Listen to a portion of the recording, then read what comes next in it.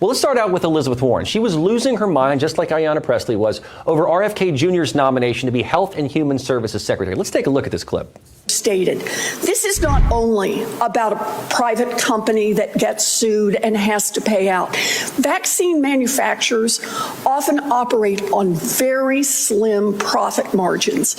If they get sued repeatedly and successfully, they simply move out of the vaccine space. We've already seen this happen with vaccines in the past. 20 years ago, we watched vaccines just move away if they did not have protection from these kinds of lawsuits. The consequence of Mr. Kennedy's ability to make those lawsuits easier is also the ability to shut down access and manufacturing for vaccines for every one of us. And I think now, Anthony, I would hate to marginalize a Native American here on live television, but is she being a little bit overly dramatic? A little bit over dramatic. I mean, she's losing her mind. I think they were holding her up as she was walking out, all frantic the other day.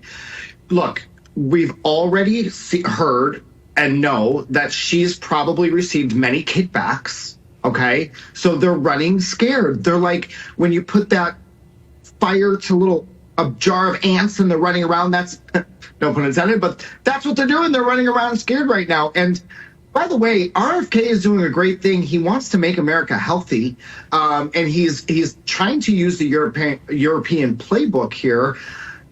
I'm for RFK, and I think that they're just mad that their pockets are not going to be lined anymore. Yeah, you're right. And I think RFK is doing the right thing. He's handled himself so well in this. But when is the last time, Anthony, we've heard making America healthy again? When have we talked about health? I think it's so amazing and so appropriate that we would be dealing with this health crisis that we have right now.